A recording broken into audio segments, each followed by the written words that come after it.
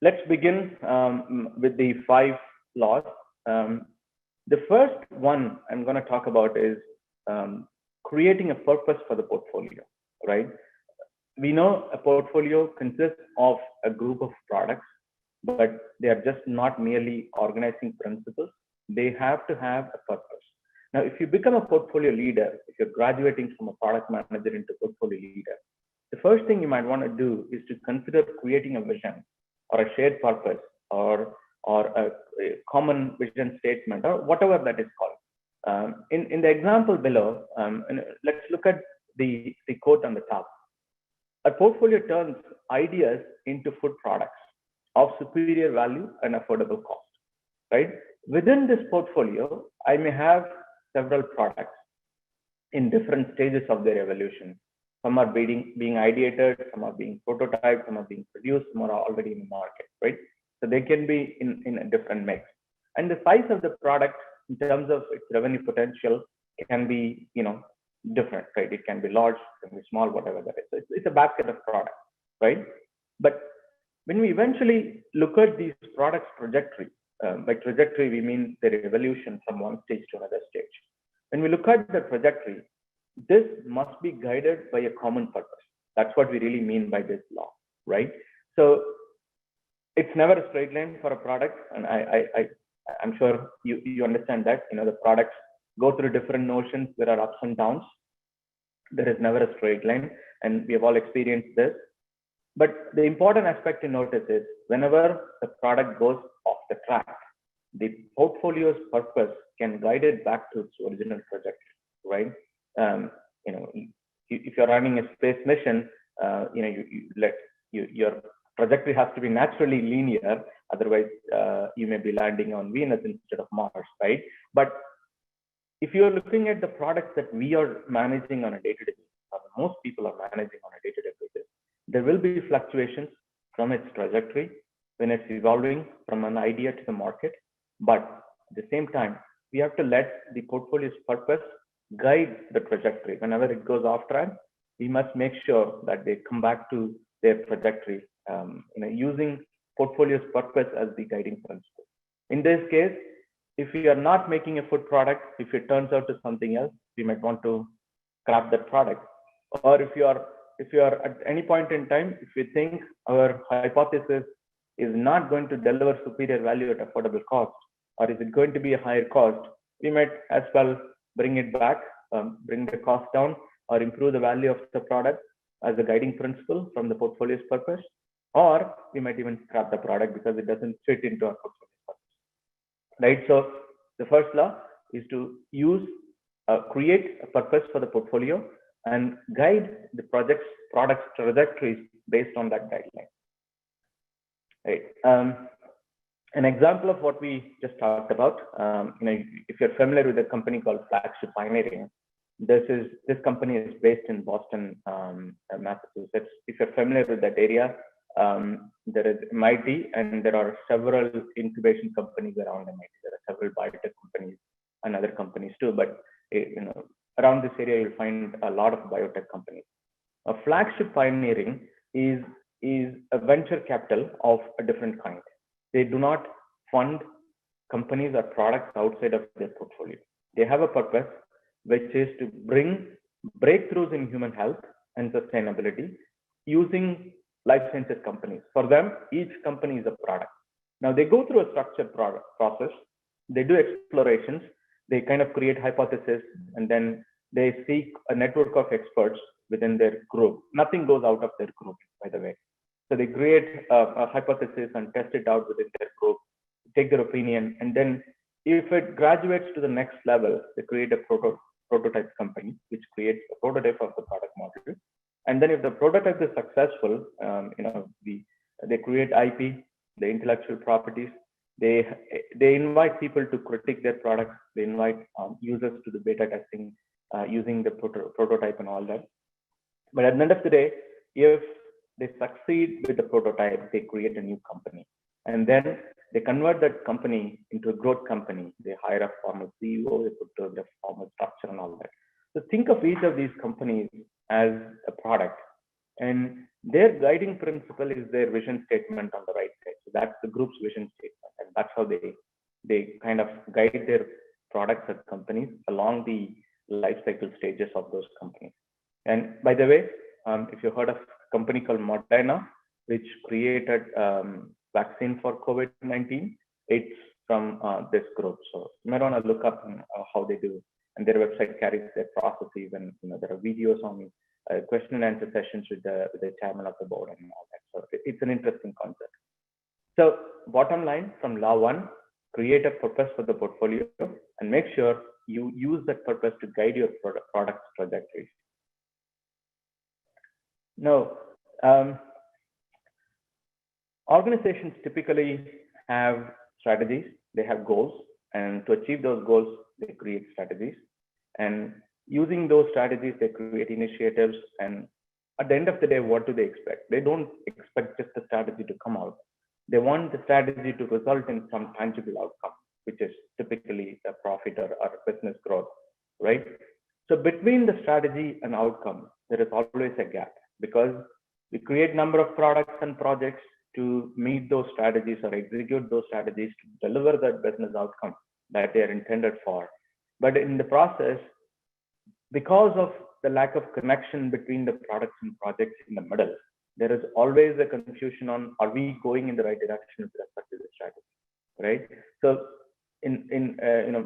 academicians call this strategy result gap. And one of the ways to address is to use portfolio management and look at portfolio management as a strategic principle using leadership techniques and sitting between strategy and outcome, right? There is a beautiful opportunity in the middle of the strategy and outcome, and that's what portfolio management does. So when you are a portfolio leader, think of yourself as the person who's bridging the strategy and outcome. Do not think of you as a manager of group of products. I've been successful as a product manager of one product, and because of my operational efficiency and success, I've been elevated to this level, and I can apply the same principles across different products. And that could be one of the reasons you are there, but the larger reason that you are there at that level is because these satellite products are connected by a common vision, and the common thread is carried in the portfolio management framework. So you think of yourself as a person who's carrying that strategy all the way to the outcome, and your products and projects will help you move from this position to that position, but you are always sitting in the middle as a gluing force to carry them forward to the outcome, right? One of the ways to think about strategy is, I like this example that's created by Professor Vijay Gondrajan. He calls this the 3-box solution. There is a book on that, and there are a lot of resources, and I think there is also a free course available on EDX, which kind of talks about how you differentiate your operations and strategies.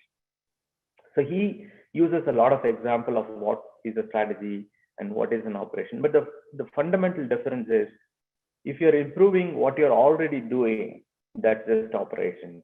If you're creating something new, not a new market, it can be a new product for a new market, or it can be something totally new that your company is not doing today.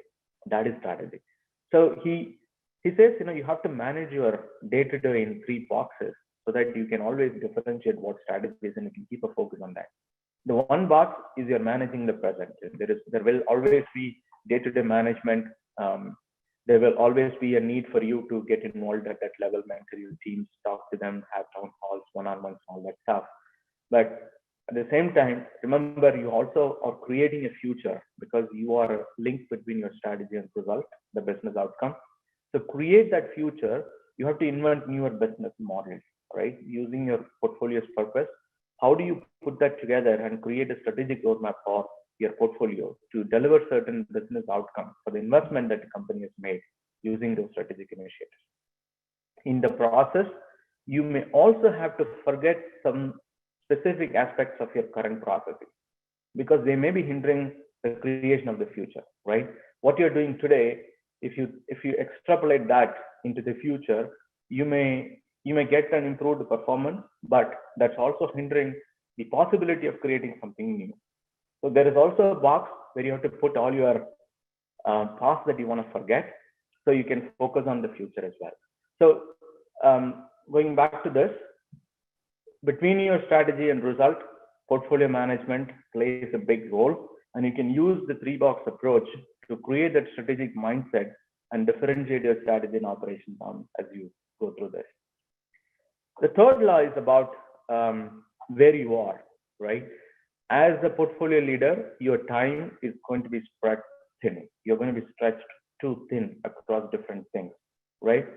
But the important aspect of being a portfolio leader is to have a docking station in the middle that you can always come back to. Let's take an example. Let's say there is a product that requires you today because you've had that specific experience, you built successful products of those kinds. They want you to review the design or want you to get operationally involved in the product. You go do that and then remember to come back to your docking station. A lot of times, this is one of the dilemmas that I personally have gone through, and I tell this to everybody. There is always this temptation that I can do this better because I've done this, right? We forget the fact that we can also equip people and mentor those people to deliver, and so that you can increase the number of people that have knowledge in that space, right? So I always keep a map of where I go on a daily basis, and if nothing, I just have a small picture that's in the middle, and I just paste it behind my desktop. And I do this because I should remember to go back to the docking station whenever I'm in the middle of something. A lot of times I get stuck in something and I have to remember to come back to my docking station because there might be other signals coming from other parts which requires my attention.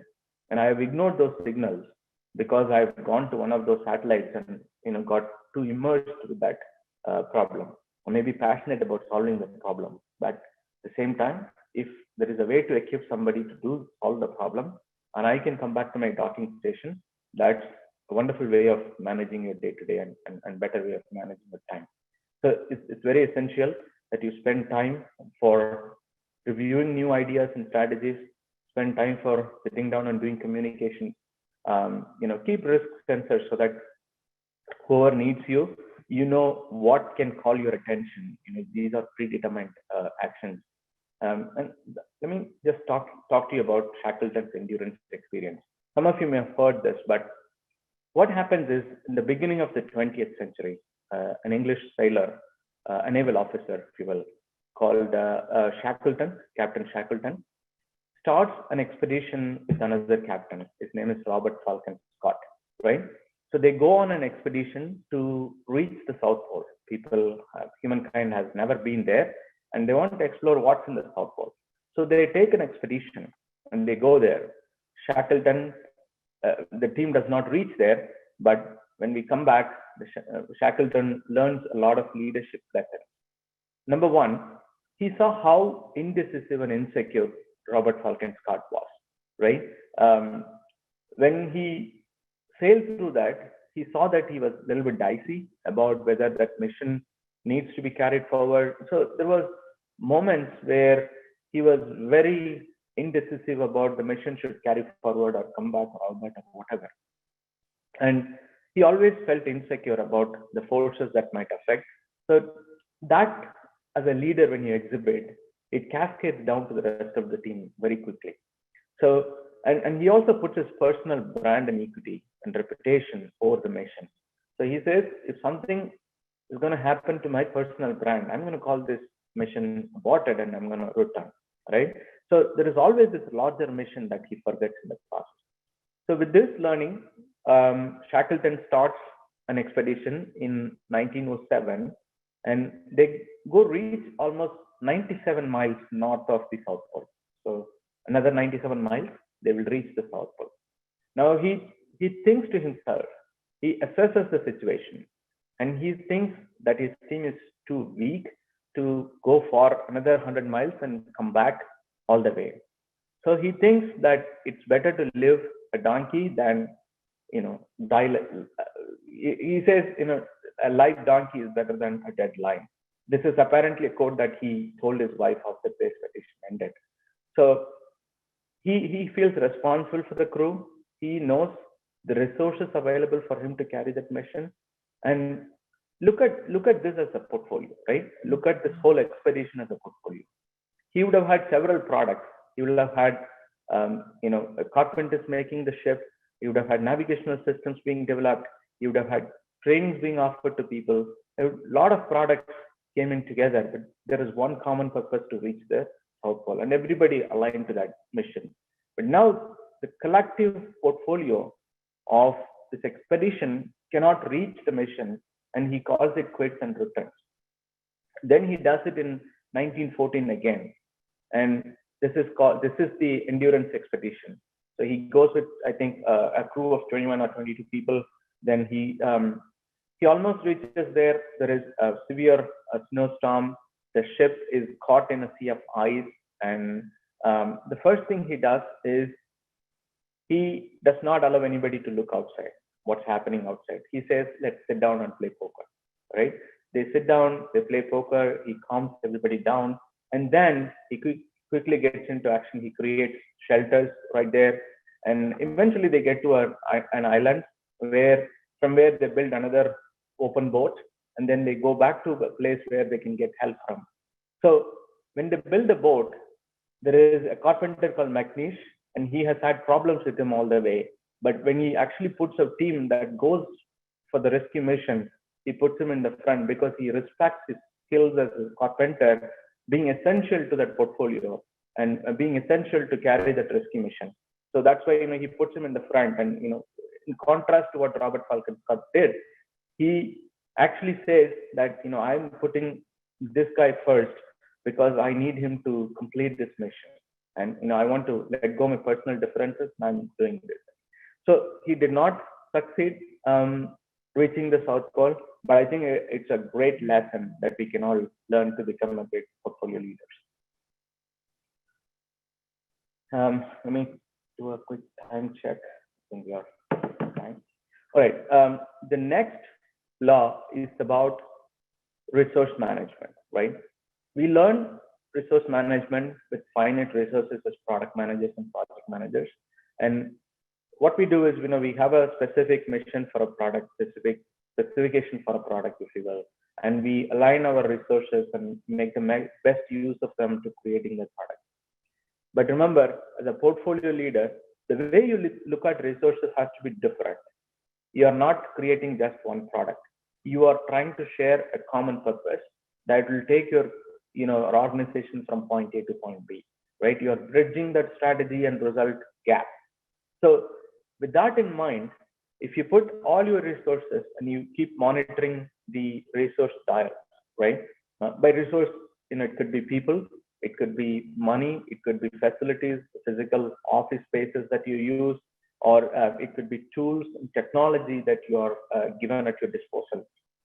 But as a portfolio leader, in addition to assigning resources for individual products, you also have a sense of responsibility to manage the product, manage the portfolio strategically. So you have to make sure that there are people assigned to carry out that creating the future box. If you remember, you have to have people creating that future constantly. So the way you look at your resource management goes from just managing a handful of resources to delivering product outcome to maximizing business outcome using the best use of the resources.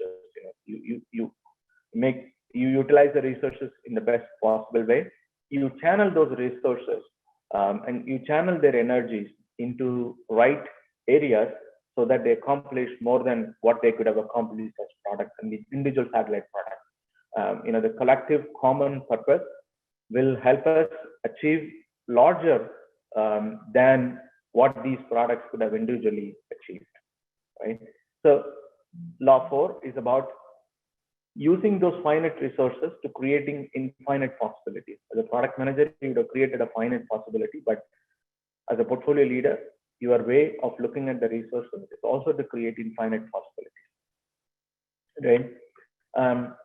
I use this quite a lot in terms of creating new business models. This is available online, and this is called a business model canvas, and there are books around this. One of the things that we always struggle with is, how do I use my resources? It's nice to hear that I have to use resources in a much broader sense than just being using it for a product. But how do I do that, right? One way to look at that is to draw out a business model canvas. This is your portfolio, right? Create those value propositions for your portfolio. Remember that strategy result gap. Now, list down 4 or 5 value propositions that your strategy must deliver, which will eventually get to the customer segments using your channels, the delivery channels, supply chain channels. Now, what key activities will you perform? Now, do not focus on products. Now, if there are 10 products that you have to make to deliver that outcome, do not list those products. What key activities that you will do, and what key resources that you will use to doing those activities, which will result in this value proposition, which will eventually go to the customer, right? So you can look at it from this business model canvas perspective, and say, if I did not have any products and projects in my portfolio, this is what I would have done. Now do the assignment to the product, and then you will be left with people who are doing much more value-added things than if you manage them by products. Right? Let's say you have 100 people and $1,000, for example. You can have 10 projects or products. You can assign people depending on the size of the product. You can assign 20 people, $20, $200 on one product, 2 people, $2 on another product. So that's one way of looking at things. But if you put the collective common purpose, if you list down the value proposition of the common delivery that you're expecting out of this portfolio, then your perspective suddenly changes, and you have a better utilization of your resources, and their energies are maximized in terms of delivering the business outcome. This is just a technique to manage the resources and looking at them differently than how we are all used to as product managers and project managers. Finally, I think you would have heard this a number of times, use communication as the most powerful leadership tool. And there are different communication needs, different points of the portfolio's evolution. When you start a new portfolio, when you are becoming the leader of the new portfolio, the first thing you should do is to create a common purpose, like you said earlier. You communicate that common vision, and you motivate people by saying, why is it worth achieving? What is in it for everyone, right? The organization will benefit because it wants to create a value from the resources it has. And finally, it wants to deliver these values to clients and achieve business growth and profitability. Good for the organization. But what is in it for individuals? Remember NASA's first mission to the moon, and remember how they would have motivated the astronauts to taking up that mission, right? There's a lot of personal risk that these astronauts are putting into that mission. But what is the common goal they're achieving? And what is in it for the individuals that are undertaking that mission? That's very important. So as you take up a new portfolio, the first thing is to look at your satellite products and create a common purpose and communicate that, motivate people by saying, why is it important and what is in it for everybody, right? And as you launch, you can create a larger roadmap and give them a sense of the broader road ahead, right? Because individual products will go on to their routine, they'll create their own products and all that. Remember what Boeing did in response to Airbus A380? There were several components to put together in terms of coming up with a product that's equivalent to or better than A380 of Airbus, right? So they created a roadmap. They said, these are the different things that we will be doing. And there are hundreds and hundreds of products that coming to making up that one portfolio called the final new model of Boeing, right? So they created a roadmap. They showed the big picture to everybody, and they showed how the products fit together. Otherwise, when you're finally making that aircraft, you may have disjoint things that's not so nice to have in an airplane, right? So remember, when you create a common purpose, and then when you lay out a roadmap, you have a sense of responsibility to communicate that to your team. And during execution, you may have town halls, you may do crisis communications. You may communicate risks that we anticipate so that you're preparing people mentally to face those risks when they eventually occur. And you constantly, in addition to all of these during the execution, constantly reinforce the purpose, because that purpose will be lost very soon, right? Today, what we hear will be lost tomorrow. So because we are all living in a busy world and highly distracted digital world, to constantly reinforce the purpose and realign people to the mission of that portfolio. And do not forget to celebrate the achievements. And there are new products, there's client success, and when somebody created something that will add value to the portfolio, they may have done something small but create a profound effect on the portfolio. Do not forget to celebrate those achievements, and your communication on that will keep the employees motivated and your team motivated. And finally, show them where the portfolio is headed next, right?